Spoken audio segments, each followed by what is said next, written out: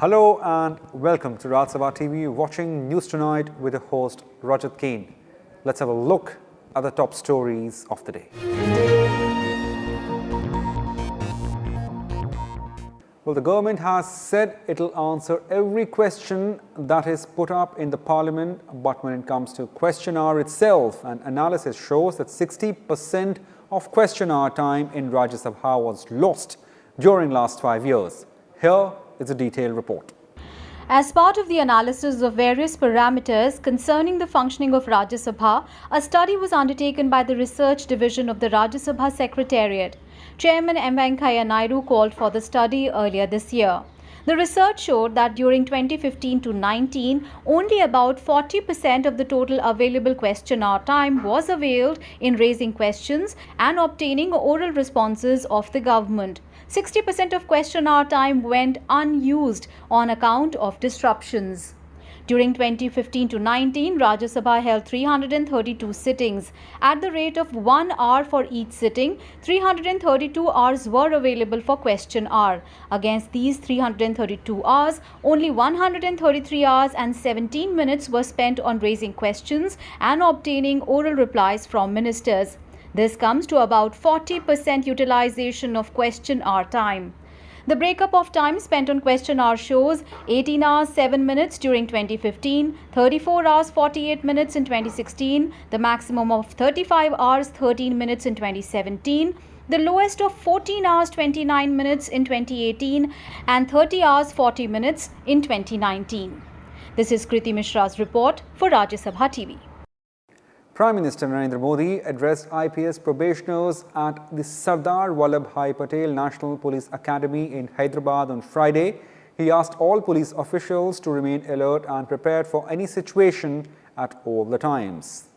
Interacting with IPS probationers through a video conference during the Dikshant or Convocation Parade of 71 RR, Prime Minister Narendra Modi praised the police for their untiring efforts amid the COVID-19 pandemic. He urged them to take pride in their uniform instead of flexing its muscle. Corona virus के संकट के काल में भी जिस प्रकार से खाकी वर्दी का जो भीतर पड़ा हुआ मानवता का अंश था, जो कभी-कभी टुकड़ों में दिखता था, वो एक संगठित स्वरूप में नजर आया है। ये बहुत बड़ी पूंजी है। मैं तो चाहूंगा कि हर पुलिस थाने में, वहां की स्कूलों के माध्यम से, कि कोरोना के कालखंड में हमारे इलाके के पुलिस के लोगों ने कैसे मदद की, हस्तलिखित अंक तैयार करें, थाने को आकर के भेंट दें। आप देखिए, ये विरासत बन जाएगी। खाकी के प्रति गर्व होना ये बहुत अनिवार्य है। खाकी से रौब नहीं, खाकी से गर्व होना चाहिए। खाकी के सम्मान को मैं कभी झुकने नहीं दूंगा। Prime Minister Modi urged women police personnel to engage with women in Jammu and Kashmir to prevent youth from treading the wrong path at an early age. जो बच्चे गलत रास्ते पर चले जाते हैं, उनको पहले से ही रोकने की दिशा में अब हमें काम करना है। और वो काम महिला पुलिस अफसरों से बहुत अच्छा हो सकता है। उन बच्चों को वापस लेने में, उनकी माताओं को समझाने में बहुत बड़ा काम हमारी विमेन फोर्स कर सकती है। मुझे विश्वास है कि आप उस प्रकार का नेतृत्व दोगी और गलत रास्ते पर जाने बच्चों को बचा ले, उसी दिशा में हम काम कर लेंगे तो शायद बहुत बड़ी सेवा होगी। He also urged probationers to use technology to the maximum extent possible, along with ground level intelligence inputs. Constabulary level की इंटेलिजेंस पुलिसिंग के लिए बहुत आवश्यक होती है जी। इसमें कभी कमी भी मत आने देना। आपको अपने एसेट्स, अपने रिसोर्स, इसको जितना पनपा सकते हैं पनपा पर थाने के लोगों को बल देना चाहिए, उनको प्रोत्साहित करना चाहिए। लेकिन इन दिनों टेक्नोलॉजी इतनी बड़ी मात्रा में सरलता से उपलब्ध है, इन दिनों जितने भी क्राइम डिटेक्ट होते हैं उसमें टेक्नोलॉजी बहुत मदद कर रही है। चाहे सीसीटीवी कैमरा फुटेज हो, चाहे मोबाइल ट्रैकिंग हो, आपको बहुत बड़ी मदद करती है, अच्छी चीज़ है। जैसे टेक्नोलॉजी मदद कर रही है, टेक्नोलॉजी मुसीबत भी कर रही है और पुलिस को सबसे ज़्यादा कर रही है। आपको ट्रेन करना होगा लोगों को, टेक्नोलॉजी का सकारात्मक अच्छे से अच्छा, ज़्यादा से ज़्यादा उपयोग कैसे हो, इस पर बल देना चाहिए। The Prime Minister also underlined the importance of yoga for beating stress. Home Minister Amit Shah also extended his best wishes to the young IPS officers on their Dikshant parade. Bureau Report, Rajya Sabha TV. The COVID-19 pandemic is testing the resilience of public health and economic systems worldwide. Prime Minister Modi says the current situation demands a fresh mindset with a human-centric approach to development. Here is a report. Delivering the special keynote address at the US-India 2020 summit through video conference on Thursday, Prime Minister Narendra Modi said the COVID-19 outbreak may have posed a huge challenge before India, but failed to impact the aspirations and ambitions of 1.3 billion Indians. He asserted that India, despite its huge population and limited resources, has one of the lowest death rates per million in the world. Modi said the pandemic has shown the world that decisions on developing global supply chains should be based not only on costs but on trust. This pandemic has also shown the world that the decision on developing global supply chains should be based on not only on costs, they should also be based on trust. Along with affordability of geography, companies are now also looking for reliability and policy stability. He said, India is the location which has all of these qualities. Atmanirbhar Bharat merges the local with global. It ensures India's strengths act as a global force multiplier. Time and again, India has shown that our goal is global good.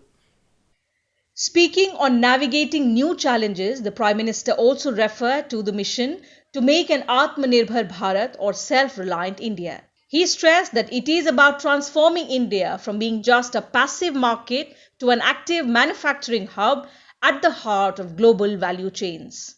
India is also becoming one of the leading attractions for foreign investment, be it America or the Gulf, be it Europe or Australia. The world believes in us. The Prime Minister told the summit that opposed to the challenges facing India, there is a government that believes in delivering results, a government for which ease of living is as important as ease of doing business. Bureau Report, Rajya Sabha TV. Well, the Finance Ministry on Friday issued instructions on expenditure management for central government departments. It has called for halt to creation of new posts except with the approval of Department of Expenditure. In view of the pressure on government resources, the Finance Ministry has issued instructions to rationalize non-priority expenditure while protecting and preserving priority expenditure. Accordingly, it has stopped printing and publishing of books, publications, documents on imported papers, except where printing is done abroad by Indian missions. Expenditure on functions such as celebration of Foundation Day has been discouraged or appropriately curtailed if it's felt necessary. All departments and ministries need to review individual consultants appointed in their ministries and departments and also reduce the number of consultants to the minimum requirement. It has also called for a ban on creation of new posts except with approval of the Department of Expenditure. This ban will cover the creation of posts under powers which have been delegated to any organization regardless of the source of such authority or power. If any posts have been created after the order under delegated powers or authority without approval of the Department of Expenditure and have not yet been filled, then such posts shall not be filled. Secretaries of ministries and departments have been told to ensure compliance of these instructions. Kriti Mishra's report, Rajya Sabha TV. Well, the 15th Finance Commission had an online meeting with its Advisory Council and other special invitees on Friday. The meeting discussed a wide gamut of issues around GDP growth, tax buoyancy of centre and the states, GST compensation and fiscal consolidation. Members also felt that Commission will have to think unconventionally while considering the 5 years from 2021 to 2025 and 26. The 15th Finance Commission's online meeting with its advisory council was chaired by Commission's chairman N.K. Singh. Specific issues relating to public expenditure on health, investment revival, recapitalization of the financial system and its impact on public finances, focus on strengthening of defense capabilities, emerging trends in GST collections and its connection with improvements in its technology platform were discussed. The Advisory Council felt that the Finance Commission is laced with unprecedented uncertainties and will have to take a nuanced approach towards tax devolution to the states, as also other transfers, financing of expenditures in the midst of revenue strains. They advised that the base year 2020-21 and the first year of 2021-22 may need to be viewed differently from the remaining 4 years when the revenue situation would improve gradually.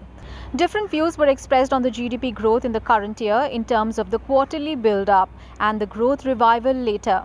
The Advisory Council felt that the general government debt relative to GDP is likely to increase steeply initially, but the effort should be to bring it down in subsequent years. The Commission will meet another set of distinguished scholars on Saturday to get their views. Bureau Report, Rajya Sabha TV. Well, Vice President M. Venkaiah Naidu has called for a well-strategized collective action on multiple fronts to ensure well-being of young children for India to take full advantage of demographic dividends. Child development should be the foundation of our development architecture, the Vice President said while releasing the State of the Young Child in India report. The report is a comprehensive account of the challenges related to early child development in India. The report has been prepared by Mobile Creches, a policy advocacy organization that works with underprivileged children across India. I compliment the publishers for the same. This should be the way forward for many of the publications. And second, I would also like to compliment all the people who are involved in this study during this period, and then bringing together various minds and contributions together to put them in a report so that there is a meaningful discussion, dissemination, and also serious consideration by all the people concerned. That is very much required. This, in fact, should become a societal और ए people's movement, इसका एक जन आंदोलन का रूप देना, कारण क्या है, ये बच्चे हमारा भविष्य है. These children are our future. So we should start taking care of them. And particularly the vulnerable sections. We must also remember our ancient philosophy of share and care and take care more of the vulnerable sections. So Mahatma Gandhi ji ने, बाबा साहब अम्बेडकर जी ने, दीनदयाल उपाध्याय जी ने कहा, Antyodaya, uplifting the poorest of the poor, taking care of the last man in the queue, जो अंतिम पंक्ति में बैठे, उनका उत्थान पहले होना चाहिए. Underlining the importance of ensuring healthy, happy, caring and playful early years for children for their holistic development, the Vice President said adequate nutrition and a positive, caring environment at home play an important role in a child's development. Maintaining that the children are our future, the Vice President said we should take care of them. Appreciating the report, Venkaiah Naidu said such reports help in policy formulation by developing greater understanding of the shortcomings and urgent needs of the children. It is well known that the years from birth until the age of 5 are very critical. Adequate nutrition and positive caring environment at home play a very important role in a child's development. For healthy development, children should grow up in an environment where their emotional, social, educational and other needs are fully met.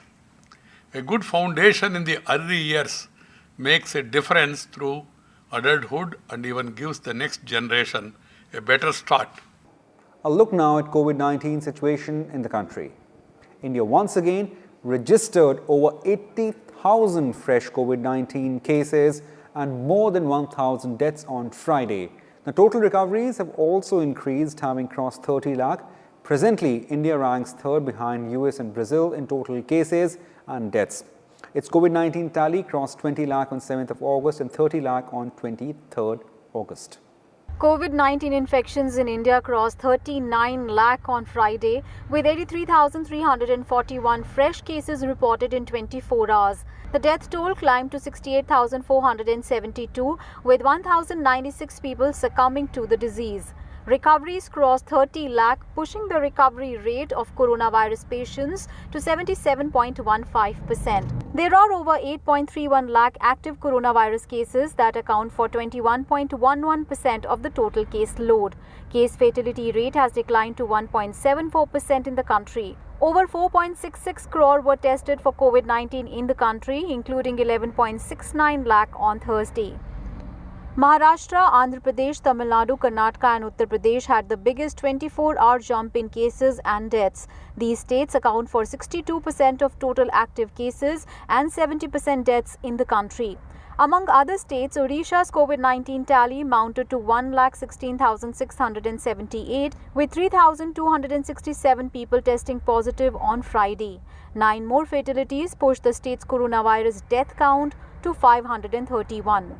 Jammu and Kashmir recorded its highest single-day spike of 1,079 coronavirus cases, taking the infection tally to 39,943, while the death toll rose to 743 with 11 fatalities.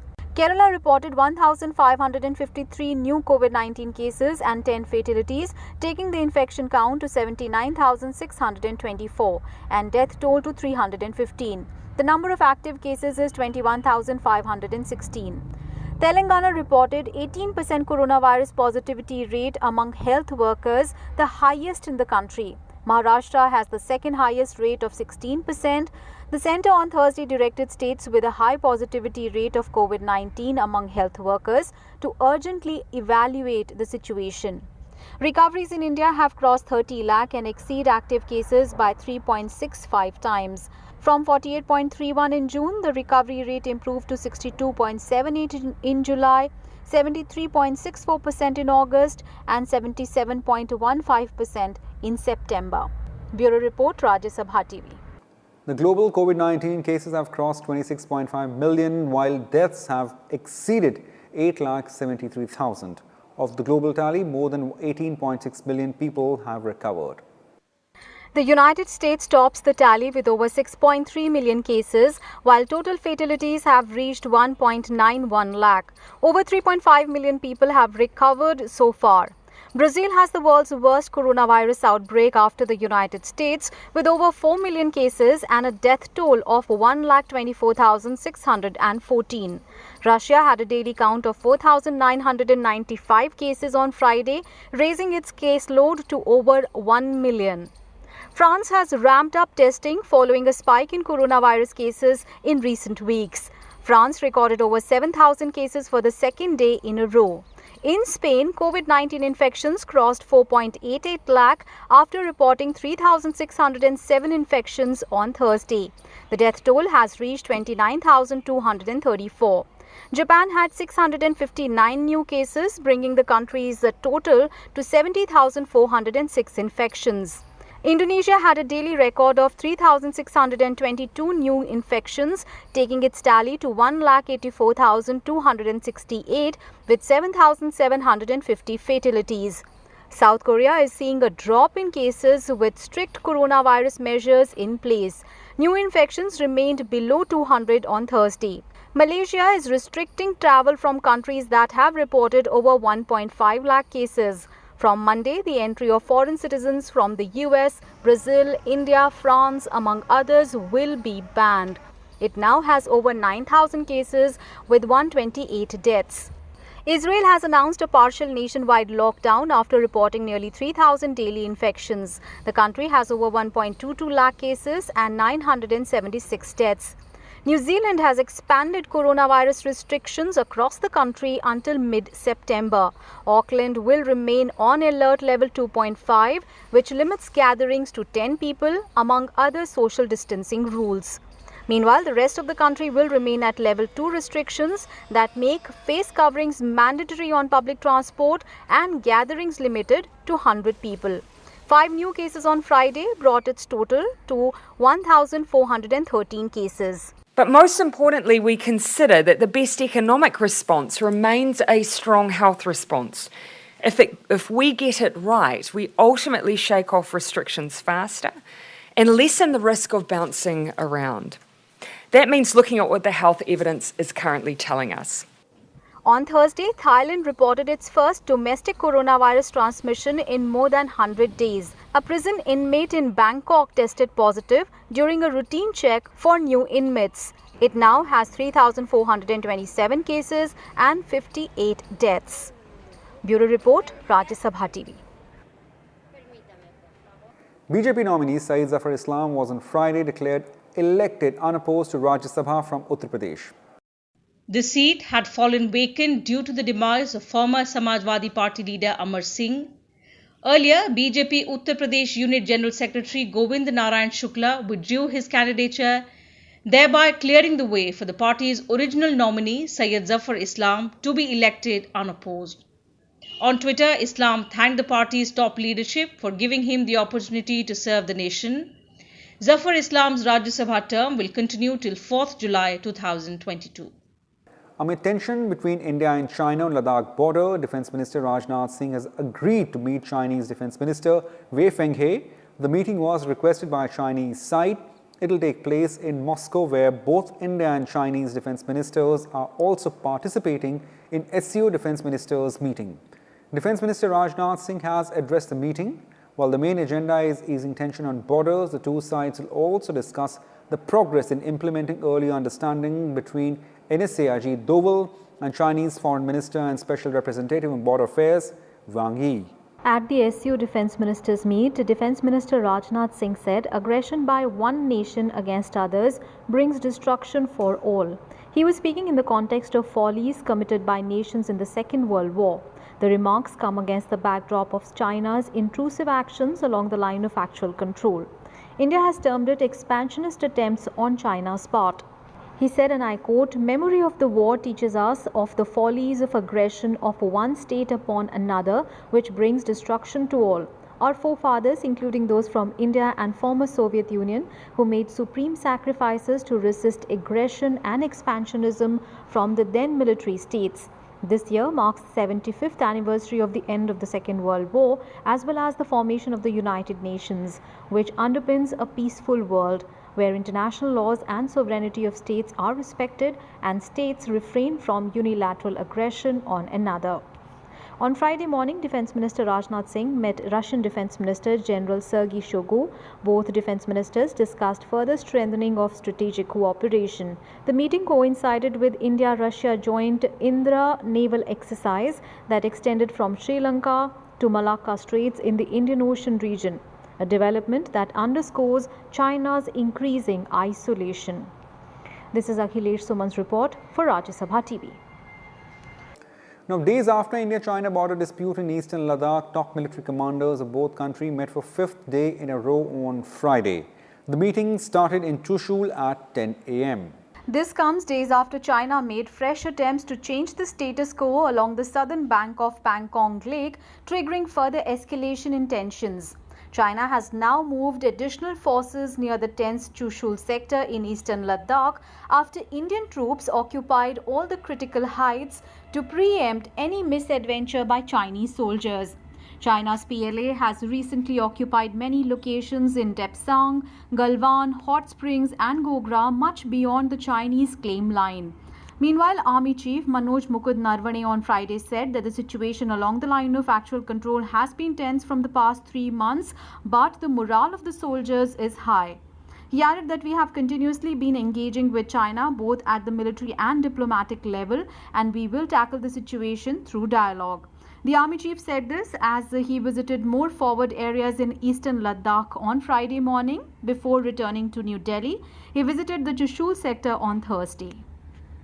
ले पहुंचने के बाद मैं अलग अलग जगह पर गया था और हर जगह पर मैंने ऑफिसर्स और जेसीओ से बात की और स्थिति का जायज़ा लिया।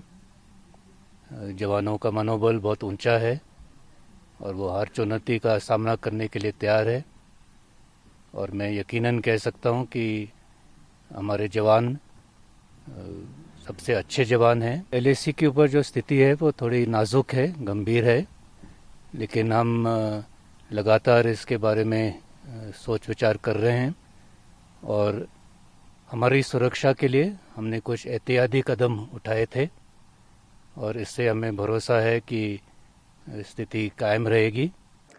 Foreign Secretary Harshvardhan Shringla on Friday said that India is faced with new problem with China. Foreign Secretary Harshvardhan Shringla on Friday said India is faced with a new problem with China. Delivering the Indian Council of World Affairs lecture, the Foreign Secretary said this is one of the most difficult times for India-China relations. He said after 40 years without incident, it's only in the recent months that Indian soldiers have been martyred on Indo-China border. However, he said India and China are engaged both militarily and diplomatically with each other. We have demonstrated the priority accorded to our neighbors in South Asia at the highest levels. This is also evident during the current crisis when the Prime Minister took the initiative early on to engage with the leaders of South Asia. Of course, another important pillar of our foreign policy is Act East, to which we have given a renewed push to enhancing ties with ASEAN countries. At G20 foreign ministers meet on Thursday, India has proposed the development of voluntary G20 principles on coordinated cross-border movement of people. External Affairs Minister S. Jaishankar said the proposal will have three main elements: standards on testing procedures, universal acceptability of test results, quarantine procedures, and movement and transit protocols. This virtual meeting was convened by the current G20 chair, the Kingdom of Saudi Arabia. During the meet, Jaishankar called on governments to ensure that the interests of foreign students are protected and movement of stranded seafarers back to their home country is facilitated. He also highlighted the steps taken by India in the wake of the pandemic, including Vande Bharat mission and creation of travel bubbles for the protection of foreign citizens stranded in India as well as its own citizens abroad. The discussion centered on strengthening international cooperation across borders in the wake of COVID-19 crisis. Saudi Arabia is the chair of G20 this year and will host the summit later this year. Well, the Supreme Court has dismissed the review petition for postponement of NEET and JEE main exams 2020. A three-judge bench headed by Justice Ashok Bhushan heard the review petition filed by the Chief Ministers of West Bengal, Jharkhand, Rajasthan, Punjab and Chhattisgarh. The Supreme Court has decided to uphold its August 17th decision to conduct the NEET 2020 and JEE 2020 exams. Meanwhile, the Indian Railways has extended its support for aspirants by offering special trains for students attempting JEE, NEET and NDA exam 2020 this September. The special trains would run for aspirants of Bihar, Rajasthan and Uttar Pradesh. A pair of 8 special intercity trains will run from September 4th to September 15th in Bihar, 4 special trains in Rajasthan and 5 special trains from 3rd September to September 30th in UP. All the seats on these trains will be reserved for students. Students will have to follow all the COVID-19 safety precautions like wearing of face masks, use of sanitizers and maintaining social distance. Well, that's it in this bulletin. Thanks for watching Rajya TV. Good night.